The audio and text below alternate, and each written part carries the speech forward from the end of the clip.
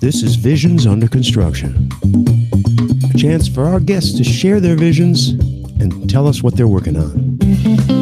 For their continued support, we would like to thank Simwood, straight-talking, forward-thinking telecoms.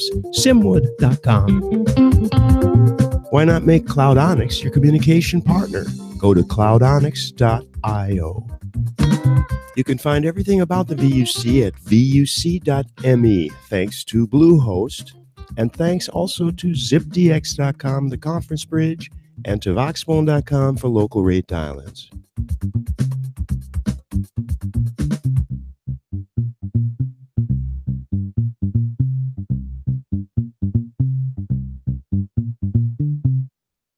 And now I don't have any video. What happened?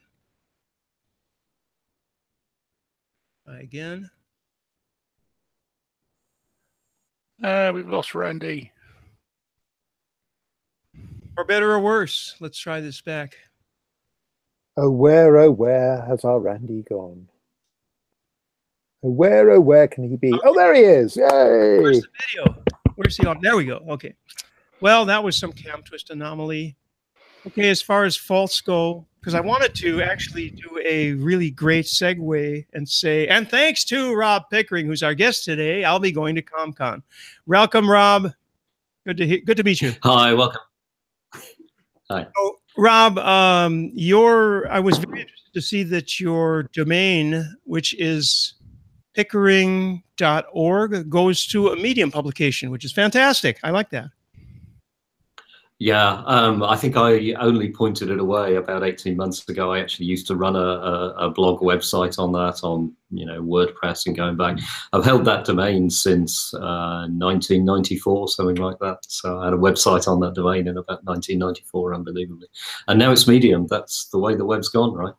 But I think that's good, especially with what you're doing with it. And I have a publication on Medium called strictlybeta.com, by the way, if anybody cares. But this is very much a parallel with a lot of our experience, mine and yours, because I was on the web very, very early on. You probably get, like I do, 800 spams a day because you had your email, harvested in about 60 different web pages. Is that the case? Oh, absolutely, absolutely. It's the curse, isn't it, of having an early domain name? Totally. And we also want to have some stories from last week that are kind of funny and privacy stories. But before we do that, we're going to roll back the clock way back, 98, 94, and so on, back to when you first got interested in technology at all. And presumably you're old enough to where that was before there were computers commonly around in every home.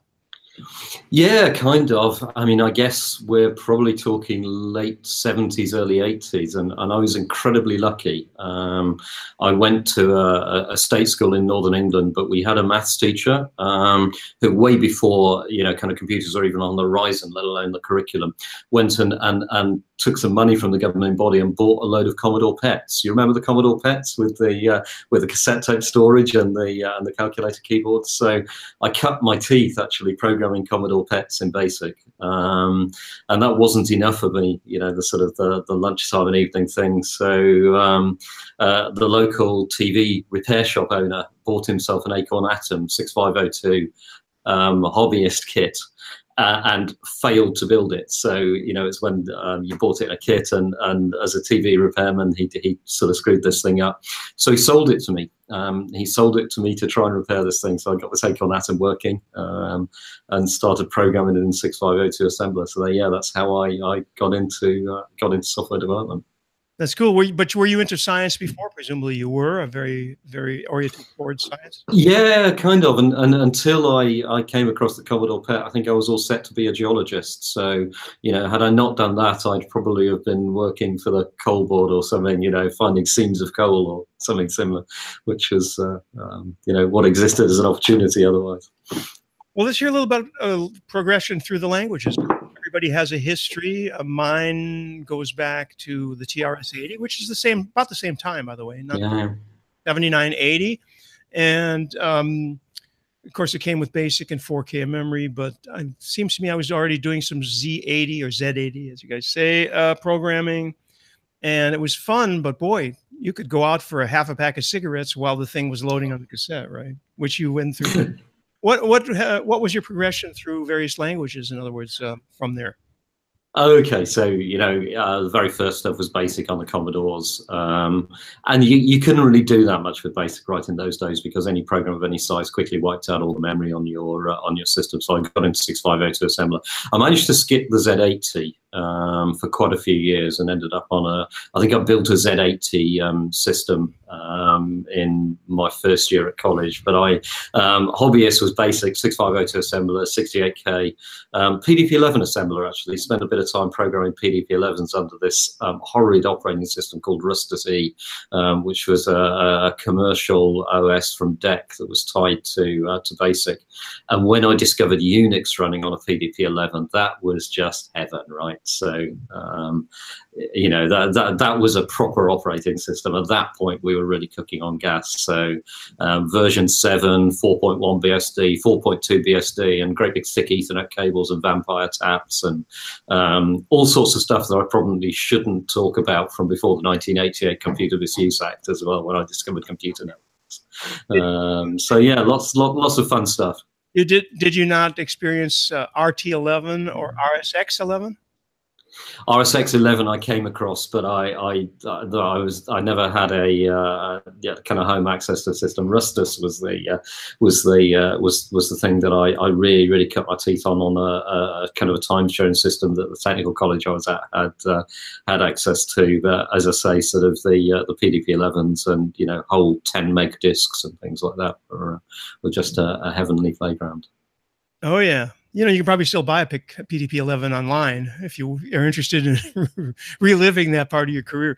Okay, well, let's move on to professional stuff, if you like.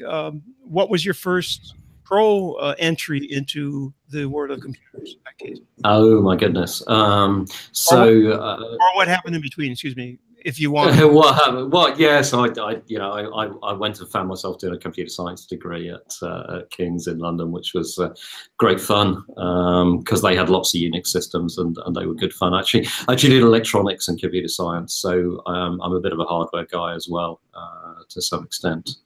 And then from there, ended up in a tiny little company building IBM 3270 SNA emulators, which was kind of okay. But my big break was going about a year out of college to work for a company in Bristol called Inmos. And a few people will remember Inmos. They were the sort of great white heat of technology hope of the British government to take out Intel or whatever in those days. And we accidentally invented, for a very short period of time, the fastest unicore RISC processor around. And I was hired because I knew a bit about networking, and the then tech director wanted to put transputers on a network. And they sort of said, Rob, can you help us put these transputers on a network? And their idea of the network they wanted to put it on was DECnet. So I was hired to put transputers on DECnet. And about 2 months in, I finally persuaded them that what they really should do is put the transputers on this thing that had just come out of America called the Internet. So way back in the mid-late 80s, I was writing TCP/IP stacks for parallel processing transputers. And that was my break in the networking industry. Yes, absolutely in Occam. I still remember the architecture. We used to have a 16-bit processor with an AMD Lance on it, and we used that to assemble the packets and do some TCP checksum overload, and then overload, offload, and then pushed it up to a 32-bit processor to actually do the TCP stuff.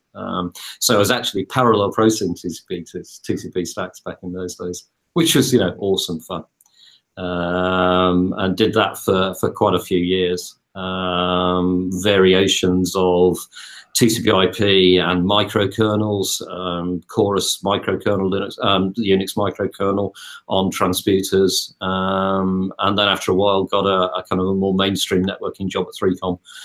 So I spent a bit of time jetting around the world managing 3Com software development for network management tools around the place. Got a bit fed up with that and started a consultancy around networking and software development. And that rolled into what is now ipcortex, actually. So ipcortex I've been running for 15 years now. And our first proper product was a voice over IP PBX in 2006. based on a asterisk, a SIP switching engine, but with a whole bunch of stuff laid around it for handset provisioning, which was really neat and unique back in those days. We go back to sort of 2006, doing kind of smooth, seamless handset provisioning for SNOM, Polycom, and all of that kind of thing. We ended up developing this piece of CPE that resellers in the UK were putting in instead of proprietary solutions, shipped thousands of those, and now we're still shipping that kind of software, but more as a hosted solution. So ipcortex these days still ships some CPE, still maintains a heck of a lot of CPE, all based on asterisk. These days all of our development is in hosted and virtual solutions. I think in 2012 we did the first WebRTC phone call on the web out of a tent in the middle of Buckinghamshire, certainly in the UK, which was a bit of fun. And I'm just looking, I wanted to share it, and I have to find the right, I've got windows open here, so I got to find the right one to share it. Here we go, screen share, application window, and I am here with the accept the cookie. The accept the cookie. God almighty, please, how do we stop this? All right, I've accepted the cookie. And we're on, let me repeat this address because I think I didn't say it properly, ipcortex.co.uk. So there's a video which we won't watch, but basically this is where people want to go. And I just wanted to show the page. So there we go. Awesome. Thank you. I want to make sure people know where they are. So who is interested? I want to talk about the news and some general other stuff and a little bit about IPCOM. But before we do that, let's do a little bit of a pitch about your activity with ipcortex, which is your company, presumably. It is, yeah. Yeah, I founded the company, and I, absolutely still run it. Perfect. And so what kind of entities would be your customers? Who should be calling you right after they see you here? We sell through a reseller base of service providers and resellers, so IT resellers, network service providers who use our products as voice solutions. We don't do a direct to end user channel, but we can certainly put people in touch with resellers that use our products and integrate them into complete solutions. Okay, perfect. And James tells me that, and I didn't look at this carefully yet. I know you did something with drones and at one of the conferences. But James, before we get even into that, James also mentioned that you're very into IoT and all of that kind of things. And there's some IoT news that's kind of interesting. But if you want to make a comment on the drone thing, you could do that now if you want. Yeah. I mean, I'm interested in anything that kind of pushes the envelope. So, ipcortex has a solid commercial background, but I'm an engineer, cut me down the middle, and I want to be doing stuff with things that haven't been done. So we love TADHack. We've done quite a few TADHacks. I've done WebRTC on a Raspberry Pi suspended from a drone in Buckinghamshire. We walked away with the Google Prize at the very first TADHack for something called RTC Emergency, which was a WebRTC based thing again that allowed communication from the scene of an incident. So you would send a text message to an Android phone, which those even back in 2014 had a WebRTC stack on if it was remotely moderate and remotely up to date, and that would open up the camera and send video to a control center and send the video to a paramedic in the seat of an ambulance. So we tend to do a lot of these hackathons, and we've walked away with prizes at TADHack too many times. It's embarrassing. I did one last year around Polite.ai, which was an agent to moderate language and conversation in multi-party chat rooms, which was a bit of fun. So this year, for my sins, we're running TADHack London, and we're going to be sponsoring that out of Idea London. So that way they can stop me walking in and winning, because we're kind of running the event and putting a bit back in. But I kind of love doing things like that because it helps advance the state of the art. it gives people a break in this space. I've had some fantastic breaks in my career, and thoroughly enjoyed it. If I can infuse some of the folks coming into the industry, get them to grab this technology and actually run with it and make it work for them and make it work for society, then that's how I contribute to the world these days. So go ahead, James. Sorry, Rob. When is TADHack London this year? For those TADHack London is 13th, 14th of October over that weekend. And it's a global thing, so wherever you are in the world, the chances are there's a TADHack on your continent. And the one in London is going to be at UCL's Ideal London venue, which is on Wilson Street in the heart of hipsterland. And yeah, register for that at I should know the URL, should I? Just search for TADHack. No, it's tadhack.com. Well, we kind of expect that. Register on there and come along with or without ideas and do some telecoms hacking. Yeah, and sometimes some of the best TADHacks are those that are presented by teams that are made up on the morning of the start of the event. So some of the wild and wacky things that come out. Oh, absolutely. I mean, last year's TADHack, I walked in with an idea that I'd made up on the train and acquired a team of 5 people sort of an hour into TADHack that I'd never met before. And, it's absolutely great fun. People should do more of this sort of stuff. Agreed. Very true. Very true. By the way, RTC, real-time communication, well, ComCon is very much about that. And it's also about, let's see, the 2 streams are WebRTC and somebody, James? I don't know where we're going. Well, no, the 2 streams, the 2 tracks of ComCon are WebRTC and SIP. I think it's a SIP stream. Well, I'm not even sure. I didn't know that. But what I do know is that my workshop session is going on at the same time as Tim Panton's. And apparently, that's caused a dilemma from a number of people who are going, oh, I don't know whether to go to JB's talk or to Tim's. But actually, I think that wasn't by accident. I think mine will be safer, perhaps. Anyway, yes, all right. But the RTC, I just want to mention something to see if anybody has any thoughts about this, which is WebRTC and anything that goes on in the browser. I don't know. Is this really the best finality for all of this stuff, that doing everything in the browser, or is there a better way maybe down the road? I don't know. And Rob, you would be the ideal person to comment on that if you want. I don't see a better place than browser, because the browser is universal, right? So I haven't got a device that I own that hasn't got a browser on it. And obviously these days, now that WebRTC exists in Blink, in WebKit, so it's in Safari, it's in Edge, it's in Chrome, that covers pretty much every device now. And I can't see any other way that we're going to get endpoints that are able to do peer-to-peer communication on every device on the planet. There's still there are still little bits and pieces to go with interoperability, and there's this whole problem with the signaling layer that there isn't a standardized signaling layer. But I think the promise of this technology to properly democratize communication is just awesome. The fact that I can start up a session with someone on the other side of the world, and as long as we can agree on a signaling server, I can get a properly encrypted stream to them, and it will do sensible things with the available bandwidth without, as a developer, having to assemble a team of 50 people to solve all those problems. Has to help, right? Are there sufficient, in your opinion, are there sufficient libraries out there now for the average programmer person who knows what they're doing to put together platforms or projects or whatever to do that kind of thing? Yeah, absolutely. And you don't really need a library. You need to get a blob of SDP effectively and offer from one end to the other. And any developer can get a real-time piece of information from one browser to another.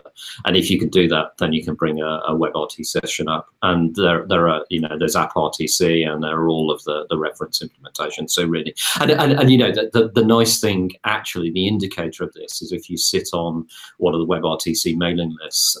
implementation lists, and you know, there will be really naive questions from there, from you know, implementation guys in all corners of the world who are suddenly twigging onto WebRTC because, you know, their customers said, I want some WebRTC in my website or whatever, and you know, kind of, how do I do this stuff? And it's relatively easy if you've got any concept of how to get a real-time piece of information from one end to another. Peer-to-peer. Obviously, there are lots of interesting problems to solve once you go multi-party and scaling and multi-streams and all of those things. Right. But peer-to-peer is easy. I'd like to be slightly contrarian for a second. The universality of the browser I get, but I think what we've learned along the path as well is that there's a sort of a false equivalence, and that yes, you're going to get universality, you're going to have sort of broad reach, but it's not going to be as high quality, say, as the dedicated hardware platforms that we were so fond of taking shots at as WebRTC was in its earlier days, because bespoke systems still outperform, and browsers are quite variable, not only in their implementation, but in their performance from moment to moment. So as long as we understand that in that democratization, we're actually dropping expectation a little bit for some people, then it's all good. But it's not the panacea that a lot of the pundits were pitching in the early days. I have to agree with Michael, if I can interject. The browsers are not all equal. I don't know, I kind of remember that Firefox was not supporting WebRTC just until 6 months ago. And the support is sketchy even on some of the codecs. Secondly, we're using a browser just to speak between people and have a video conversation. It's like the weird architecture that Microsoft put on with the .NET system, that you have to load 1,000 megabytes and megabytes of code for a small interface to a small program that does a very small thing, whereas code written properly for the task with an application, a lean application for the task, would not tax the system like a browser does, and probably have less problems with latency and lost packets and everything. And that maybe democratizes access to WebRTC much more than an omnipresent client like a browser that requires, like Chrome 60 and something we are running now, machines with quad core, 8 gig of RAM and so on. So it's to get access to WebRTC from the masses, including developing countries, we need to require less hardware power, less hardware requirement to run a WebRTC communication. And I would give a sub-annex to that comment by asking, again, Rob, or anybody who wants to comment on this, where are we as far as comparing desktop and mobile? Because everybody keeps saying, well, mobile is now everything's mobile and the mobile's the future. And, you know, for example, let's take Jitsi. Jitsi has a mobile app, as do many. Skype and everything has existed forever. But really, that's not quite it. Well, Skype's, if we're talking WebRTC, right? So Jitsi and other things. And yet we don't have that much power on most phones. Anybody have any opinions on that? Because when you click a link, you might be on your phone. Rob? Yeah, and I actually, going back to the whole thing about efficiency, obviously there's the codec war that's inherent in WebRTC, right? So there's the, you know, the original VP8 versus H.264 and H.265 versus HVEC, and open media, and you know, this kind of technology-based trade-off is all good and well, but if I've got an iPhone in my hand that's got H.264 acceleration and someone forces that to do VP8 in software, then the result's going to be a very warm phone and a very flat battery, if it works at all. And yeah, the problem is, if you're not doing it through a standardized library that fixes a lot of these problems, then you're forcing everyone who wants to develop an endpoint either into a closed system or to, you know, have a team of a few hundred people to solve all the problems. And it's not just about the video rendering; it's also the standardized ICE stun turn stack. It's getting the packets in and out of the devices in a reasonably reliable way. And I don't think anyone's going to argue that WebRTC in a browser gives a better result on every platform than you know, a handcrafted FaceTime client on an Apple platform or whatever else. But in terms of getting an acceptable solution that doesn't require developers to become video domain experts, I think it's still got an important contribution to make. Anybody else want to weigh in on this? No, that's way too reasonable, though. I dig it, but that's a voice of reason that we don't often see around here. Thank you. Okay, has everybody, a little bit of the news while we're here, and I'll try to be as brief as I can, but everybody knows I have trouble with that.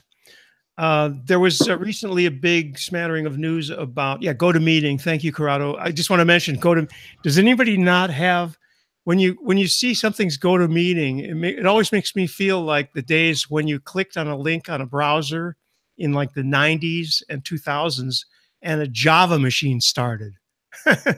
Very similar feeling, I think.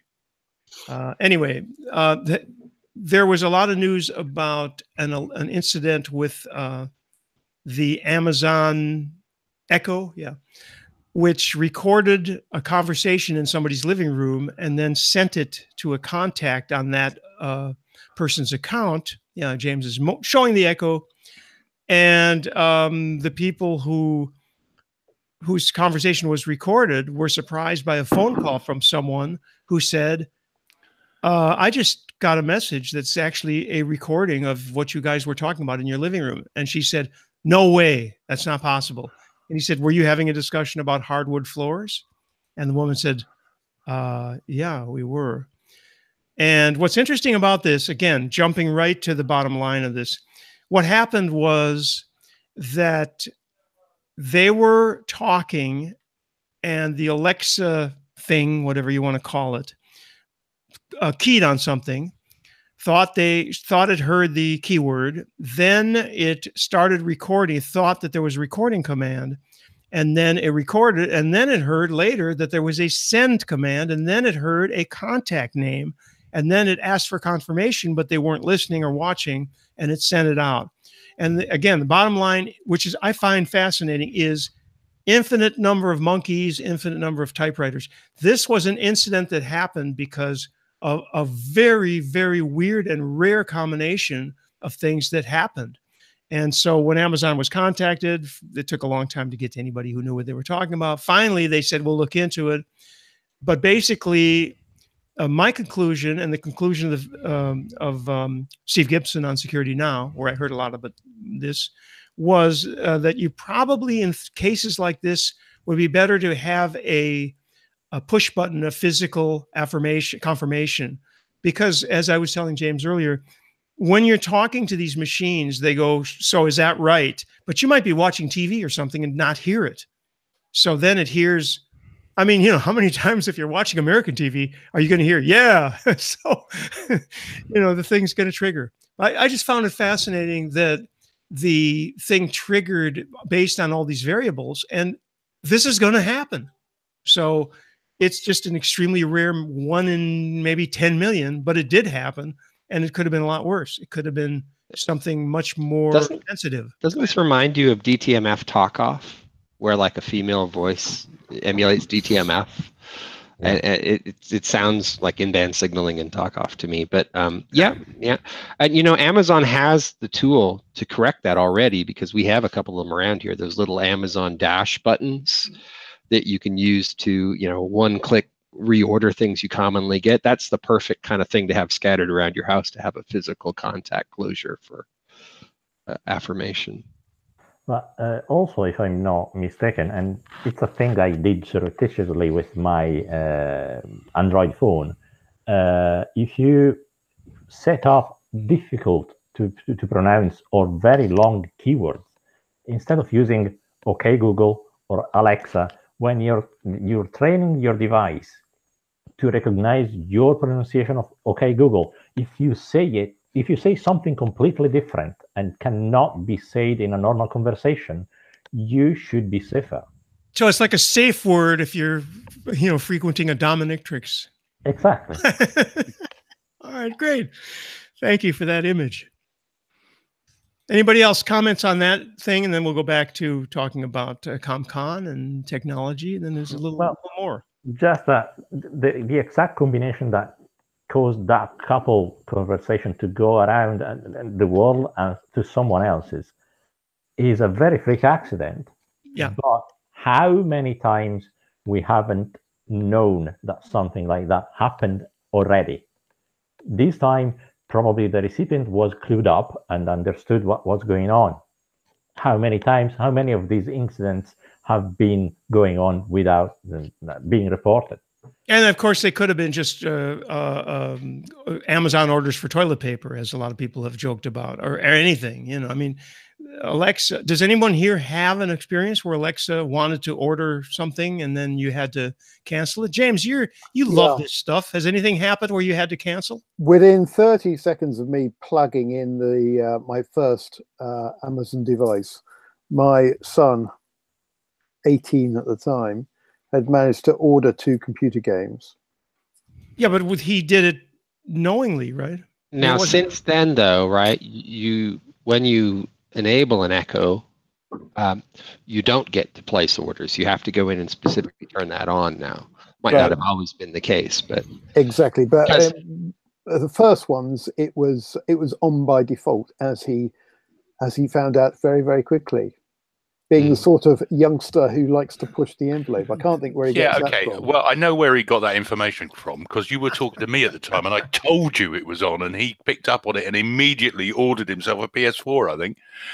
But and in our case locally here, there's something going on. That's weird. We had a home tour, so a couple hundred people were traipsing through showcase homes in the neighborhood. And as I was following my wife along, looking at other people's lovely homes, one of the things we noticed was that there was an Amazon Echo sitting in the living room of one of them, and nobody had bothered to mute the microphone. Ooh. So I said, the keyword, and she chimed in, and then I went over and muted the microphone. And how much is lovely, Alexa? How much is this home really worth? Rob, are you a big, I mean, I know you're interested in these technologies and you like to play with them, but do you have this stuff live in your own home? Tell us. Oh goodness! Oh goodness! Yes, yeah. I've got. I'm not terribly into the Amazon ecosystem, it has to be said, but yeah, I've got the Google equivalents scattered around the place. I even have a headset where I press a button here and it fires Google Assistant off on my Android phone, which is the button press thing that we were talking about actually.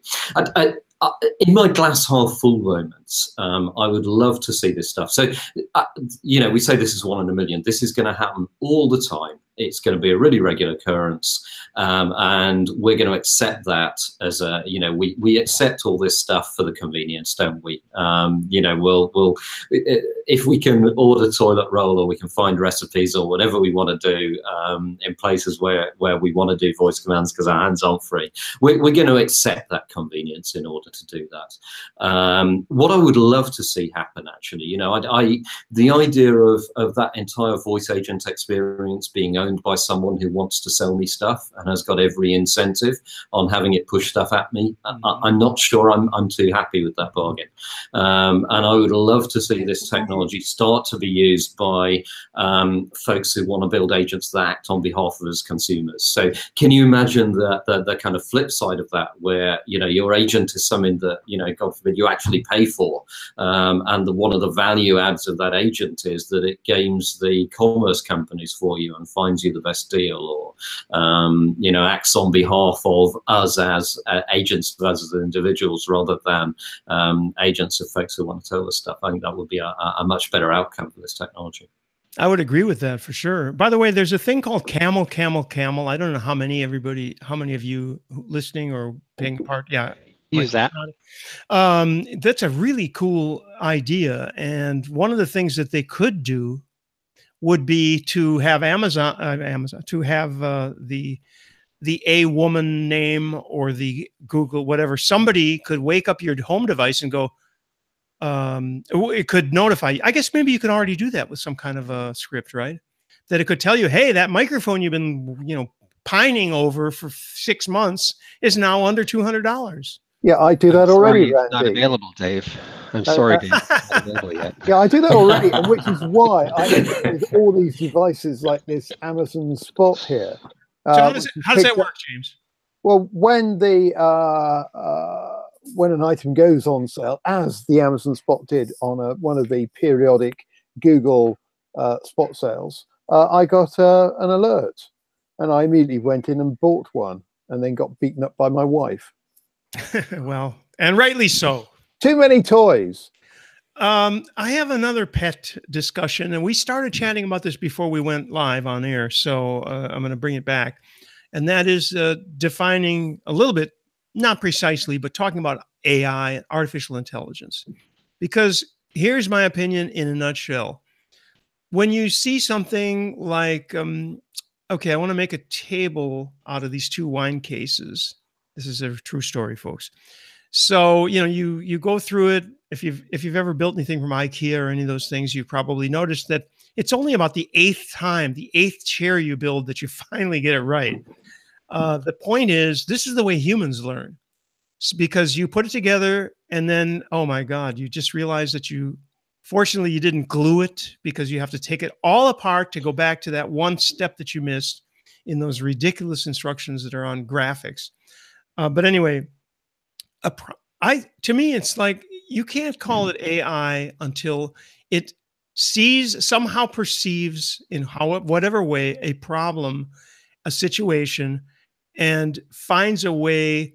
I don't know, like the ape, the monkey with a stool that, he sees the stool for the first time and brings it over to reach something up high. I mean, is there an equivalent of that in AI? Because I don't see anything AI has ever done to me, including the latest Google demo, that is anything further than just machine learning and clever, which by the way, that demo has been accused of trickery. So I don't know how true that is either.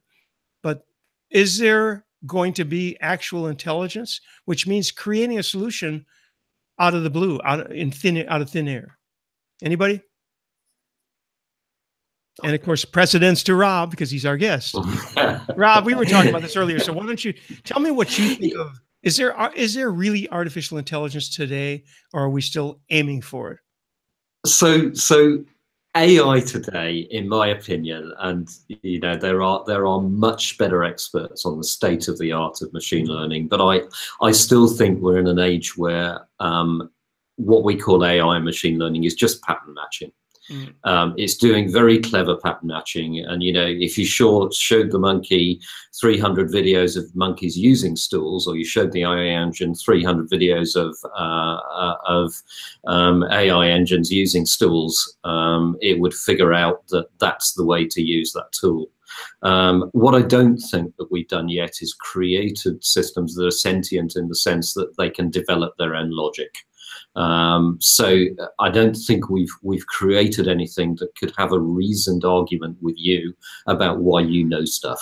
And that's still the separation for me. So we can mimic parts of our neocortex, the thing where we fire an optical nerve and that lights up parts of our cortex, and then there are multiple layers of neural network with back pressure that then figure out what that means. But it is the pattern matching and the figuring out what it means. And the area that I'm kind of doing some work in at the moment is this area around using AI in natural language conversations, which is really exciting and interesting. But all of the things that I think that's being done in that area at the moment is around using the pattern matching for natural language processing, natural language understanding, but then feeding that into a set of goals as a state machine decision tree, whatever you want. And I think when we get to the point that we can have the logic in the middle work itself out, rather than have to have a program bit in the middle, then I think it gets really interesting. But I don't think we're at that stage yet.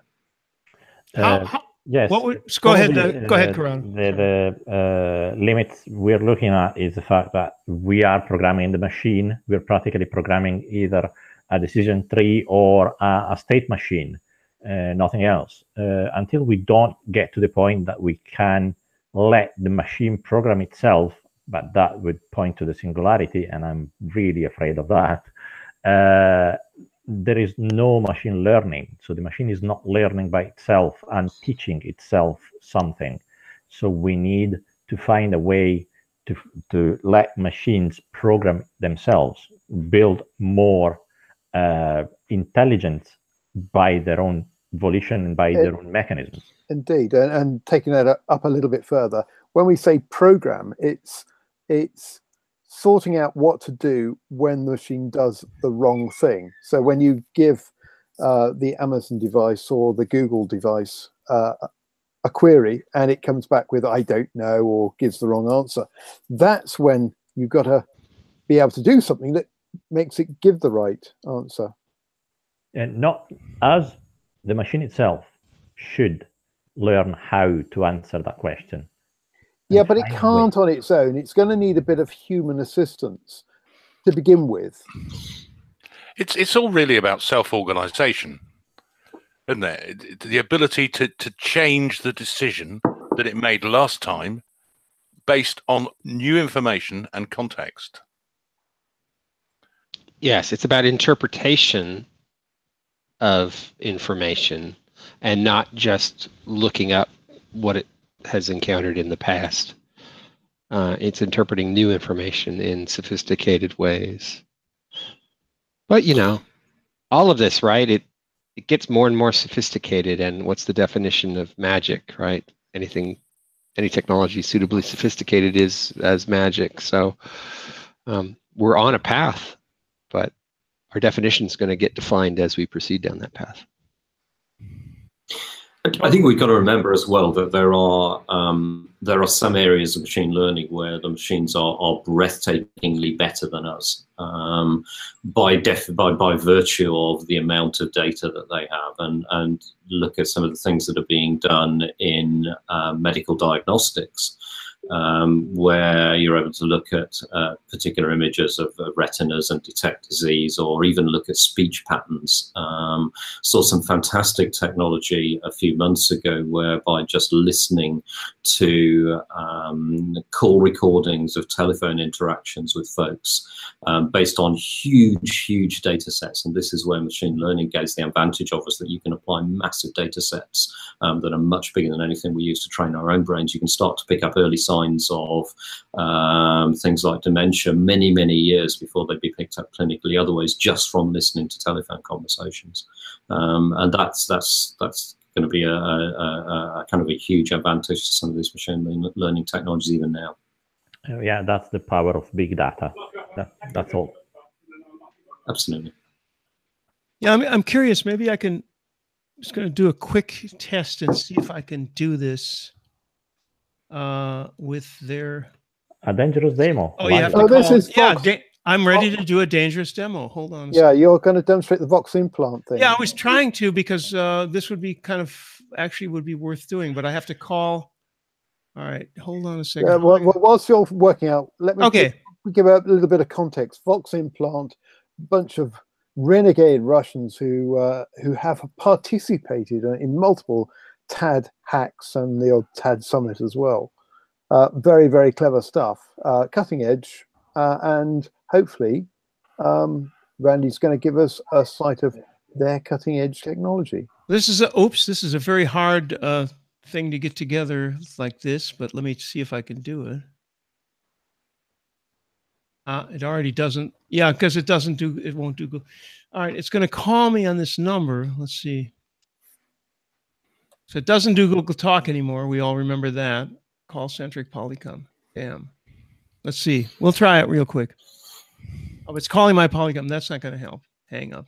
Just explain what it is. Yeah, all right. So you see the you see the it keeps calling my stop.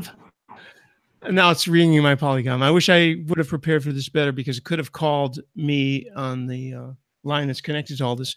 So if you go to voximplant.com, I think you'll find this demo, and it stop it already.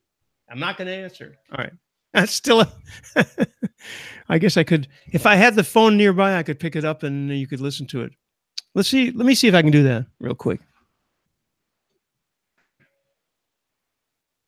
No, it's not going to work because I'm going to jerk my earbuds out, and then we're not going to know what's going on. So let's see how just explain it keeps going. It. So anyway, if you go to this demo, it will pretend as if it answers as if it's a Domino's pizza or something. Still ringing, by the way. Oh no, it stopped now. Let me see if I can find the way to actually get this easier. If you go to Box Implant, somebody else could probably do this better than I. Anyway, the point is, and as I think I mentioned earlier on this call, it didn't quite get the order right. But what it does is it says this is so and so pizza ordering, and then you order it. You say I would like, yeah, hi, I'd like a la. And then it kind of repeats the order, and you go back and forth with it. But it's really far from, it's supposed to be an IVR that doesn't need people to hit one or to say. The thing is, a lot of companies now have a thing that says say with the service you want. And that's actually good enough, I think, if you care for IVRs at all. Yeah. Have you ever seen the sketch of the two Scots in a lift with voice commands? Yeah. 11. Try that. Now, voice recognition works only if the person that is speaking without a very strong accent. It's very difficult. Well, where does that leave you, Corrado, with your Scottish Italian accent? Yeah, in somewhere I cannot say because we're live. Yeah. But anyway, I've got a question for Rob. Rob, have you done anything with emotional analysis? Because that's an area that really interests me. Not personally. I mean, sentiment analysis. There are lots of sentiment analysis tools out there. You talk actually. Well, I did the polite.ai stuff, which was sort of interesting, but that was more about detecting aggression. So that's detecting deliberate use of language in a kind of an offensive way. In terms of using sentiment analysis inside communication tools. There are lots of folks who did stuff around that, and it's really quite interesting. But I've not done a ton of stuff myself on it. I think there was a particularly good Tad Hack London entry, wasn't there, once? If that's a sort of a slight to the polite.ai. Well, there were a couple of things actually. The guys a couple of years ago did a sentiment analysis using Watson with a Philips Hue light bulb, so that effectively they sat in a chat room, had an agent sit in a chat room, and I think they pulled Matrix into it as well. And depending on the positive versus negative, they lit up the Philips Hue light bulb, red or blue. I thought that was quite a clever one, actually. Indeed. Well, that brings back memories of a dangerous demo at Astricon one year where it was Evan McGee had a lamp, one of these Bluetooth lamps with a microphone in. And the idea was that it monitored your language. And if you got a bit fruity, then the lamp or the system would detect it and start flashing the lamp to get you to clean up your language. But unfortunately for Evan, it didn't work. So you imagine that the normally mild-mannered and extremely polite Evan getting more and more frustrated and cursing and swearing more and more and more, and this thing just sitting there doing absolutely nothing. It's very funny. It was extremely funny. I don't know if it's an urban legend or something, but I think there are some IVRs in large companies that if the system detects you're aggressive or swearing, it will immediately stop using buttons and send you immediately to a human. I don't know if that is urban legend or it's real. I never encountered them. I never tested them. I don't want to. It's certainly true in the what's it called? Is it MSN? I don't know. The Xbox Live network. That if you start swearing at other people and so on, it will cut you off. It's quite ruthless in the way that you pay for something and you will abide by these rules, and if you don't, it'll just dump you. It'll lock you out. Which is fair enough, I think. Do we Do we have any GDPRs? No, let's not go back to Do we have any GDPR stories? No. Not the GDP. I've got a Not the tin of G spam word, in the no. cupboard. Is that any good? No, but we have. What were you saying, Corrado? Not the G word, please. No. Well, as it happens, there's a plugin called Ghostery. Has anybody heard of it? Yes. You use it? No. Well, But I've heard of it. I can't even remember what it does. The point is, it's a privacy thing with the anti-tracking and all that, and they made a slight mistake. And this also was another piece of news that was on the web last week, which was that when they sent their mailing, like 250 other people did about GDPR, whoever sent the mailing accidentally put all of the destination emails into the to header instead of VCC. So they sent this thing about privacy out to a list of 500 people, which were all visible. That's simply human error. Yeah, it is. And it's funny because, of course, there was a big thing on the web and, trial by social media, I guess.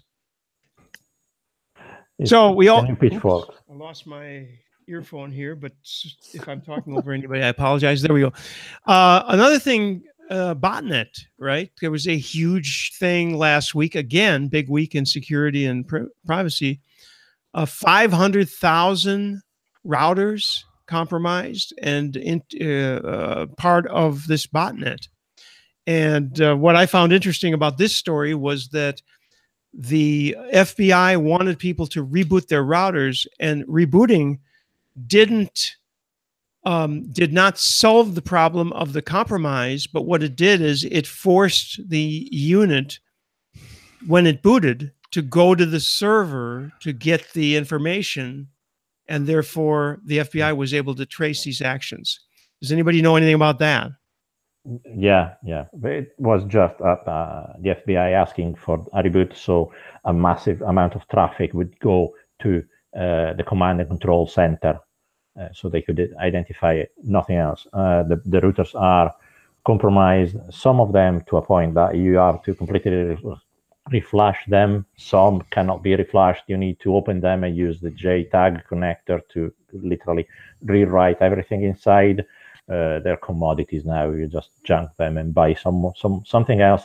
Maybe that is a little bit more expensive, but more secure. I always try to use pfSense as a router firewall, even if it's about £100 on a very small appliance. It's probably the best. But everyone on this call has another 100 million people who don't do that, right? Every one of us here, you guys all, actually, I have a box that came from my provider, so I don't even know what's in it or care. That's their problem. But yeah, go ahead, Michael. The bigger issue that I saw in this was, normally I would have thought that open source things like pfSense and Small Wall and all these other things were not affected. It turned out that in this particular instance, because one of the most common things that happen, at least in the US, is people buy a consumer router for some nominal amount of money, and then they load something like DDWRT on it. And in this particular case, DDWRT would not have protected you because the exploit was in a boot framework that actually happens before DDWRT loads. Yep. Yeah. Consequentially, there were a lot of people out there who maybe thought they were protected, but I mean, it's nice that they thought they were protected, but they weren't, except that anybody who had their wits about them enough to load DDWRT at least probably has the ability to take some action. The exception being that there were a handful of manufacturers selling routers with DDWRT preloaded. And so those folks were kind of in this awkward position of perhaps they had enough, presence of mind to know that they needed to do something, but not to actually do it. And so, they had this, because they bought a better router. They thought somebody recommended them to a router that had this open source on it, thinking that it was a protective mechanism, and in this particular case, it wasn't. So, on the other hand, what I'd like to know is, Comcast has this thing they call XFi, and that's managed Wi-Fi, where they run it for the great unwashed, and I'd like to know if those devices have been impacted. I have no idea. I don't know exactly what XFi is. I know there is a BT Wi-Fi on some home routers. But that is usually not that vulnerable. It's practically running in IV LAN, so it's not open to your own network. What XFi is a whole. XFi is Comcast's strategy to overcome the fact that people were complaining about their Wi-Fi.